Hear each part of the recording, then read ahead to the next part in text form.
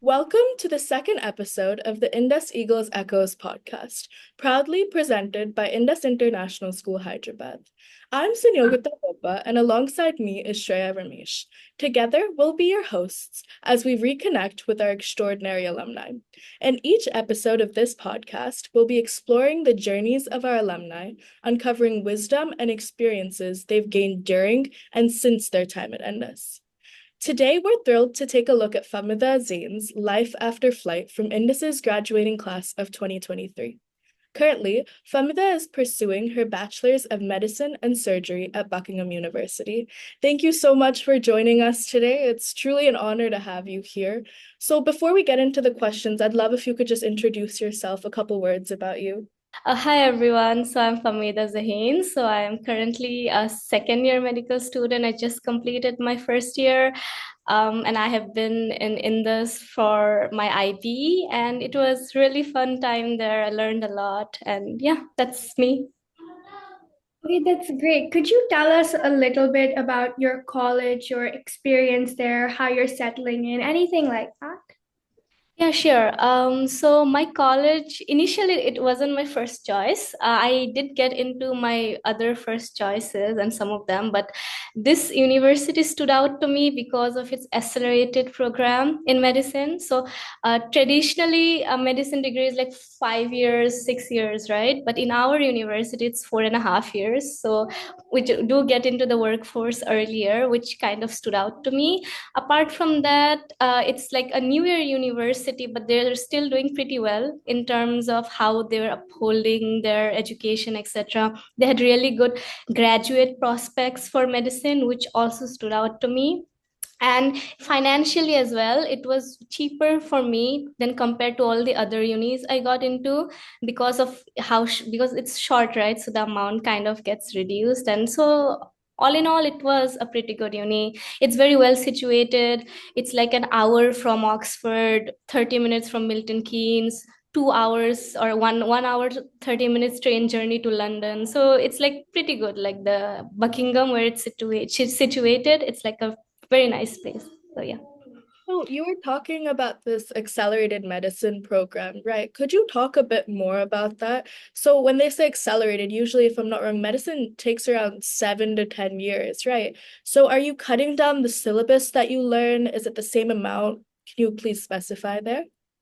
Yeah, of course. So accelerated in the sense we're studying the same things. It's just, if I had to give you an analogy, some medical universities in the UK would take a month to do one topic, but in our uni we do it in a week.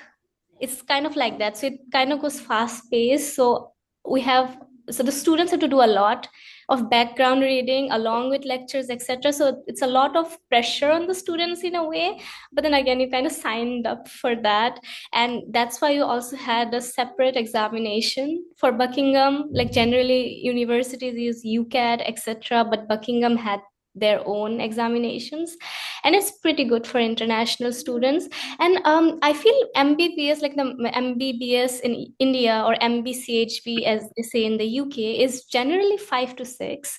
It's just after you are done, you have like 2 years of, like in India they do internship. In the UK you do the foundation year training. So you are in FY1 or FY2. So based off of what you said, obviously accelerated medicine is the best choice for you.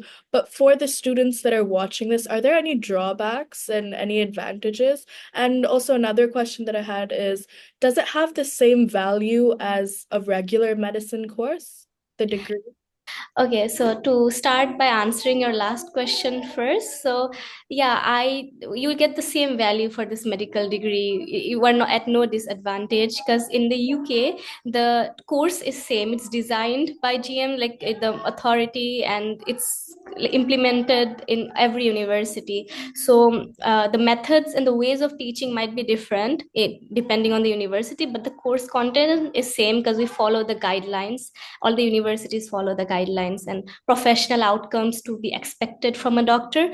So you will be like, this university will give you that, so you don't have to worry about in that aspect. And if you want me to talk about a disadvantage about this uni, it might be more like a personal thing, because a lot of people might get burnt out because of how, fast paced the structure can be, and because we are also learning about pharmacology, like introduced to it in like first year itself. So we do a lot of stuff starting from first year. So a lot of people, it might be a lot to take in. But apart from that, maybe a lot of people prefer the city life, like to be in London. Then because Buckingham is a town, so it doesn't have a lot of vibrant student life that you'd expect. It's more like a cozy, quiet area, and a lot of it is university. So it's up to your personal preference, I feel. And apart from that, it's uni is pretty organized. I don't think I don't have anything to complain of yet, because I did get burnt out. I did have issues in term two with my attendance, but the uni was so nice in the sense that they wanted to help me out instead of just be like, oh no, your attendance is a bit down. Because my term one attendance was great, my results were good as well. So in term two, when I lost a few of my attendance marks, they were like, oh, are you okay, is everything all right? So they referred me to some counselors, like talk about how uni life is. So they provide you a lot of support in that aspect as well when you get burnt out. And because of that, my term three was pretty good. I didn't have much absences in term three. So, and the way the exams are also structured is good. You have like 3 terms, and at the end of each term you have an examination, and you have to pass all of them. If you fail one examination, you have to retake it at the end of the year, which is like in December.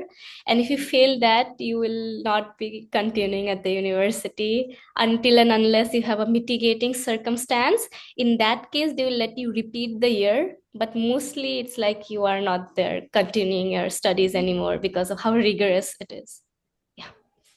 So this is all really fascinating to hear because I'm also planning on pursuing a medical degree, and I've been debating about US versus UK, which would be better. So I think this conversation is helping me get a lot of clarity.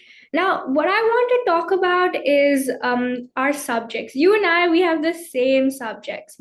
We took the same subjects: bio, chem, math, AHL, physics, SL, and language and English.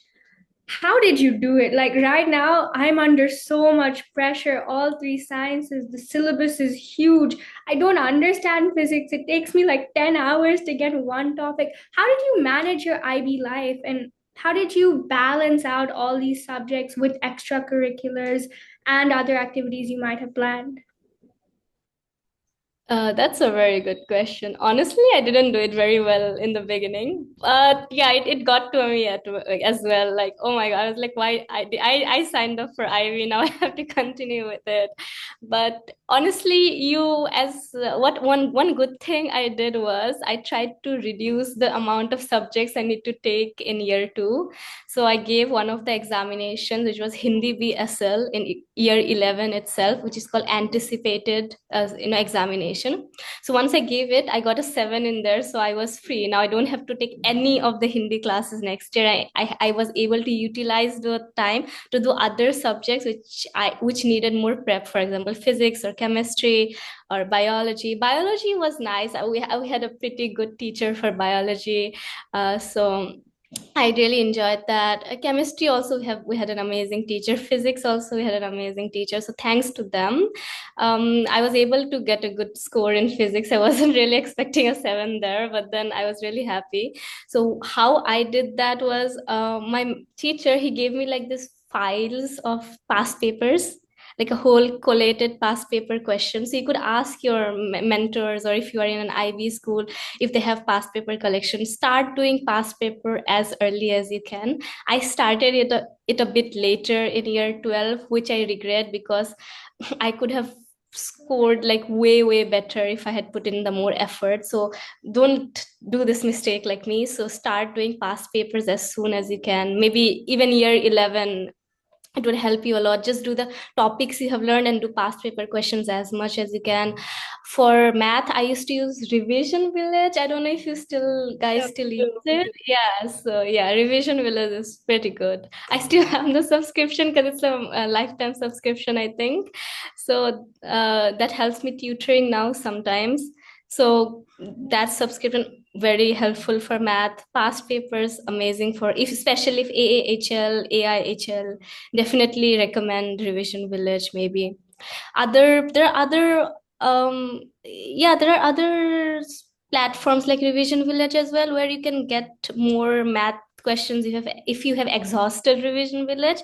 But yeah, the past paper explanations of Revision Village are really good.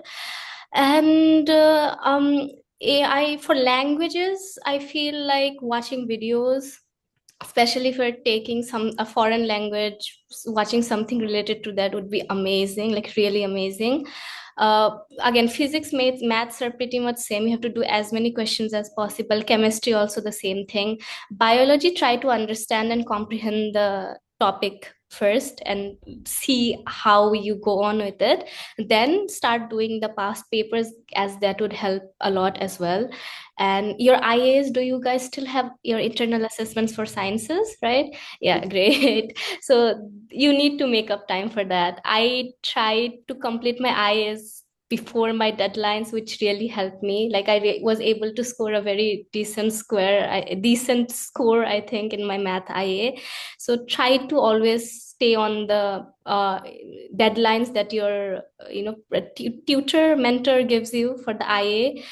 Like, and if possible, set deadlines for yourself to complete it as soon as possible, because if you utilize your grade 11 summer break and try to get ahead of IA, you have no idea how much it will help you in year 12. You will have immense time to work on your subjects as well. So for the experiment based work, try to get into labs earlier in year 12 or whenever, try to get permission, work on it as soon as possible. So yeah, staying on top of your stuff is gonna really help you. But of course, try to not get burnout and have some time for yourself. And yep, anything else? I think that was pretty much what I did, trying to be. But yeah, I was in boarding, didn't suit really well for me, the boarding. So year 12 I moved out, like, so that like in middle of year 12 I moved out of boarding and went to and lived in front of school, which helped me in a way because it gave me more autonomy to how should I manage my time. Like how should I was able, because I am someone who likes to have autonomy over my time and plan my day. So if you're someone like that, planning is always gonna help you. So yeah, that's pretty much key tips from my side. Yes. So if I had to summarize everything that I said, stay on top of your game, be dedicated and stay focused. That's gonna help you a lot, but try not to get too much onto it that you get burnt out at the end. So yeah, have a balance.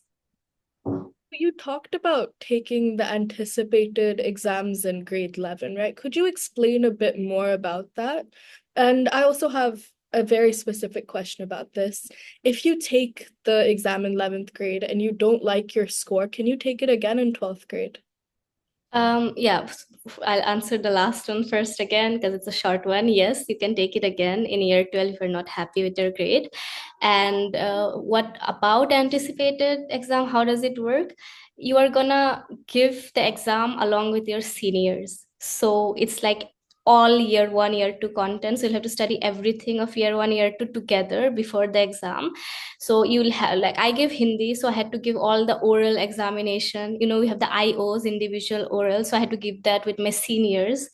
And so yeah, it's basically like how your seniors are going to give your finals. It's completely like that. You'll just have to sit the examinations with them. You have to give all the papers with them. You will have the same content as everyone around the world who's sitting the exam. So it's basically giving your exam in year 11, like giving a year 12 exam in year 11. It's good for a variety of reasons. Firstly, if you get a good grade, you don't have to worry about it next year. Secondly, if things don't go as planned, you have had an idea of how this experience is with IOs and papers, that you'll know what to prepare and how to go about it in year 12. So which is like another hidden benefit of giving the anticipated exam. It was one of our coordinators. I think he was a coordinator at that time, so he suggested us this idea, and we are very grateful for that because it helped me a lot in year 12. So who would you recommend this path for, and who would you not recommend it for? So if you have a subject you're really good at, you feel like, wait, this is something I can do over the 2 years. Because initially I had French, right? And I was getting like six in French in my first, like, or fives and sixes, and I wasn't really happy in my first, the first exam you have. Formatives, I think. I don't remember too well, but that made me, because I did have French as my language. So in CBSE, I had three languages. I had English, Hindi, and French. And their French was like mostly grammar. But when you come to IB, it becomes so much more speaking, and IOs are a big part. And that's when I realized Hindi was something that resonated with me, in the sense I know it thoroughly because I've been studying it for such a long time. And when I went over the syllabus content and everything, and after my coordinator suggested, he also talked with our Hindi teacher that time, who also, was very supportive with this and helped us a lot. Like, our Hindi teacher helped us immensely to do well in anticipated by conducting some mock exams with us, revision sessions, etc., with along with the seniors. So we were able to study like year two content along, like basically practice it with him, right?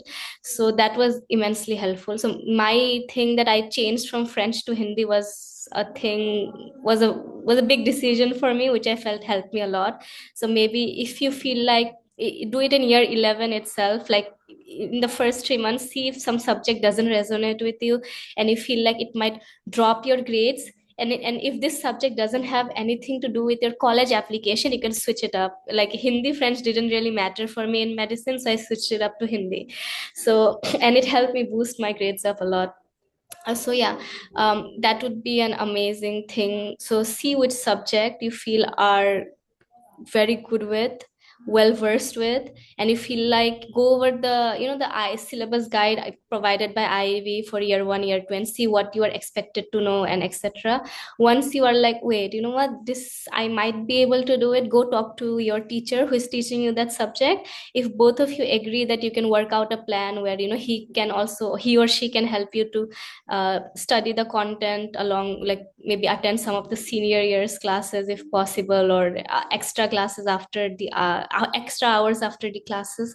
So those would be very beneficial. So it's up to you and your teacher who is teaching the subject a lot of the time. So you have to talk it out, think it through, and then sit the examination.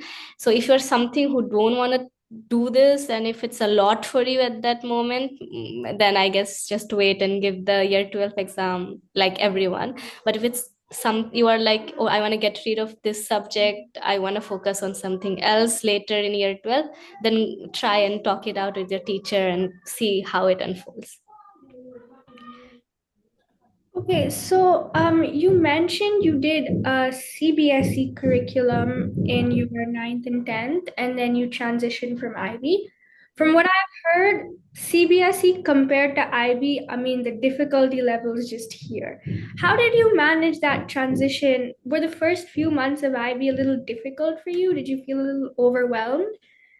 um how to put it in the sense, so yeah, it was difficult and not really difficult at the same time. It's very different. Okay, so let me put it out properly. I've been in CBSE all my life up till grade 10, and I had a really good score in my grade 10 examinations as well. And then I moved to IB. But before that, in 9th and 10th, I was also in a coaching center called Ellen. So I was preparing for JEE and NEET when I was in 9th and 10th, along with CBSE. So that kind of gave me experience of dealing with both CBSE and the extra stuff Ellen taught me. So maybe the silver lining of the situation was it helped me in IB, because Ellen, we did a lot of stuff that you would learn in year 11 and 12. Like, it integrates stuff from your upper years so that you know some stuff. Like, if you're doing, for example, algebra right now in 9th and 10th, there, if you ask your teacher, if they teach you, like I had a very good mentor in Ellen, he would help me do logarithms, which we'll get in grade 11, which wasn't there in 10. So in a way, maybe that was my benefit, I guess, that I was in Ellen. So I knew some of the things in my earlier years itself.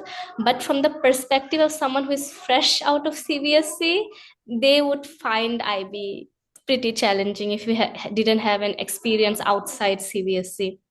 So I feel like it's very personal as to how you go about IB, because I really enjoyed IB compared to CBSE, honestly, because I felt like CBSE is a lot of memorization also at some point, but in IB I didn't have to memorize a lot. I don't know. It's just a personal opinion for me, because enjoyed how interactive and how I love research. So I liked IAs as well. In CBSE we didn't have research much those days, so I mean that's why maybe IB stood out to me more.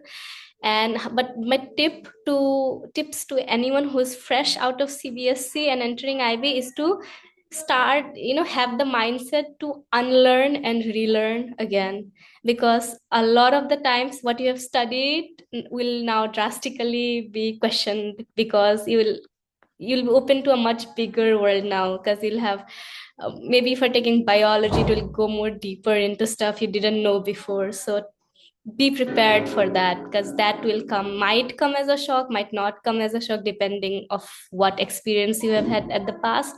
But yeah, be prepared for that, and be meticulous. Don't try to slack off, because a lot of the times in CBSE, if you study like I mean, you don't have to be like so regular. Some people can just study a few weeks prior and do really well. I used to be one of those, but then after coming to IB, you have to do like, proper. You have to, especially in year 12, last 6 months, you have to give your all and study as much in the sense, study in a way, planned way, so that you are maximizing your time. And because during the exams you are not going to get any breaks, like you won't. I think I had a physics paper and an English paper on the same day. I don't remember it too well, but I do remember having two papers, different subjects on the same day. And I was like, okay, yeah, that's how it's gonna be. So it's better to be prepared a bit for this. And yeah, so yeah, stay on your game, I guess. Try to do your best when you enter IB. Try to not get too overwhelmed. I know it will be overwhelming. If you want, seek help, seek support. If you need extra material from teachers to understand some content, go ask for it. Don't just sit and be like, oh, it's gonna come to me eventually. So that's something I would recommend, asking for help when you need to. Thank you so much for that answer. Thank you for sharing your personal journey. I think that'll help a lot of students that are listening to this. So, yesterday on our call before this meeting, we talked about extracurriculars, and you shared about your project Y2C that you were very passionate about, and which actually ended up getting supported by Indus's Startup U. So, could you please share a bit more about that? Because I feel like colleges nowadays require a very strong passion project that's connected to you. Yeah, for sure. So yeah, it was a project I really loved doing, and I was really passionate about it, because it resonated with me a lot, and it kind of helped me realize my purpose as to what I want to do later on in my life, apart from academics or anything like that, and made me realize that medicine might be the one for me as well, because it also involves helping people. And yeah, so the project Y2C stands for Yes You Can. It was mostly targeted towards orphanages, so children in those orphanages. So we would go them, provide them support in educational means, through educational means, like help them study, uplift them. If they're going to school, aid their studies. If they're not going to school, set up some sort of a study plan, curriculum for them which they could follow. And it went pretty well for like when I was in 11th and 12th, like up till we had examination. But again, um we did get networking, like we got a really good investor through Startup U, and this project became a really big thing around, and not that big, but still, like, I was happy with what we could make out of it in this small period of time. And it wasn't just a CAS project for us anymore. It really was something different, and I really enjoyed doing that project. We had like three cities. We were in Guwahati, we were in Hyderabad. Because of the networking opportunity we were able to score a school in Chennai. We had members from Pune. We had and we had a member from Mumbai as well. And that time we also had plans of expanding to Mumbai and Pune also. But then as we went through everyone got busy with their studies, right? So a lot of people couldn't continue. So all the members that I had that time were from Guwahati, who were in CBSE, and the Mumbai member and Pune. So we're trying to balance things out. And for a while after everything, I did continue it before I went to uni, right? So I tried to do my best, especially in Guwahati, while when I was back home, went to orphanages, to the places we're connected with to help them teach the kids, etc.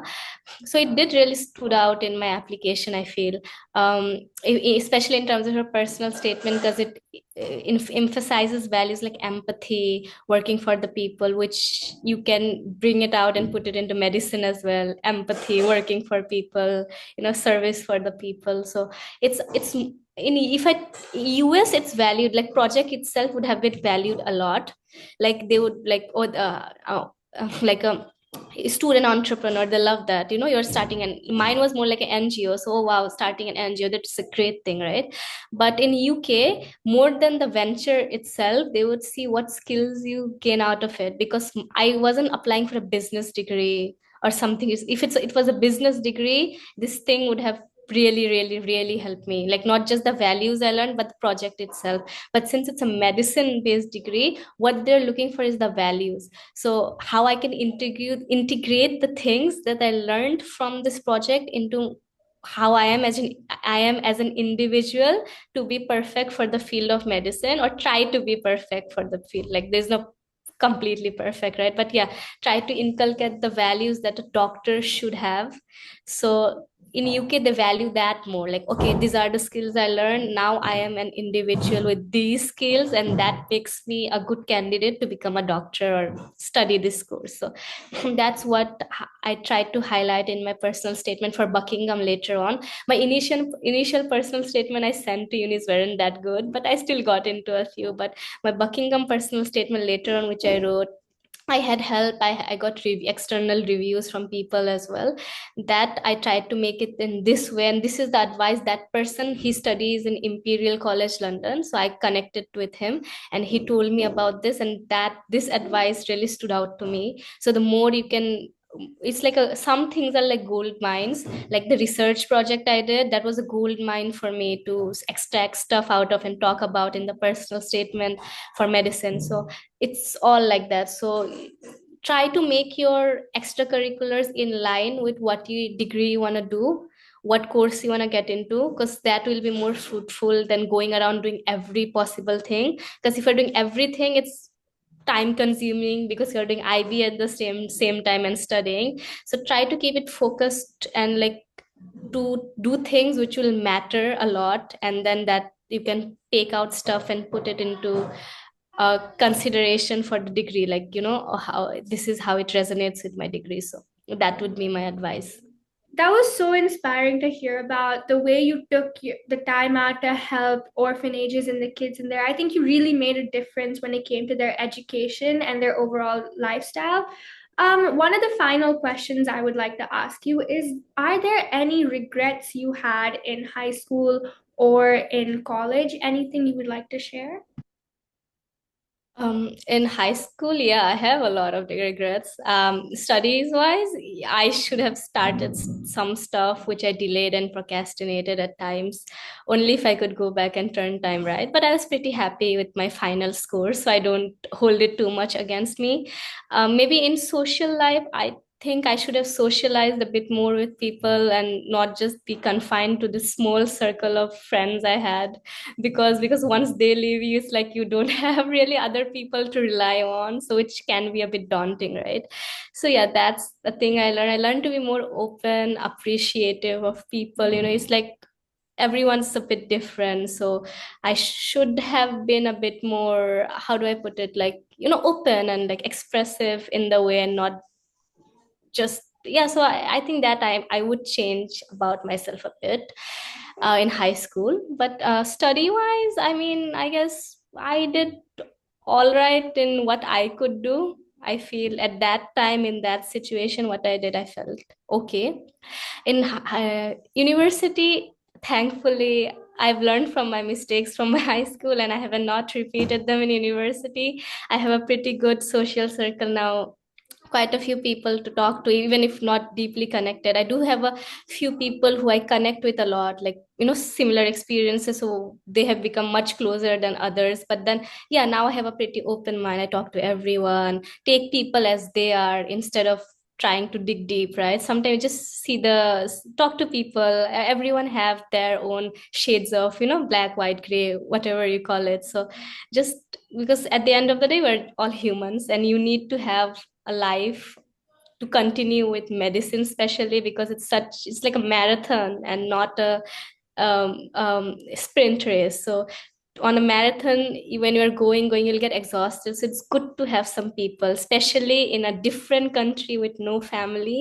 So maybe having a good social circle helps. It has helped me survive this 1 year, and I'm very grateful to them.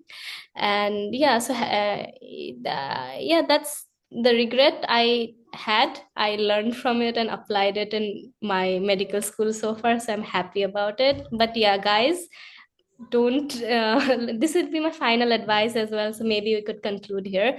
So my final advice for everyone is to do your best, stay on top of your game, study, and have a plan, because planning is key a lot of the times. But also try to maintain a good social life, like, a healthy social life that will also aid in your studies and help you, you know get a better mental health, like not depreciate your mental health in the way. So yeah, that's from me. Fahmida, I saw on your LinkedIn that you got a 40 on 45, so I have to say congratulations to you because you did manage to pull through. And I just wanted to thank you so much for feeling comfortable enough to share so many different things with us today. So I'll take it over to Shreya so she can conclude. Oh, that brings us to the end of our discussion with Fahmida, a truly inspiring individual whose journey into the medicine in the UK is nothing short of brilliant. So, to our listeners, whether you're considering a future in healthcare, already on that track, or just figuring out your next steps, I hope her insights and her story has offered you fresh perspectives, some practical advice, and her final words, a great dose of encouragement to follow your passions and aim high. Thank you for listening to the second episode of Indus Eagle Echoes.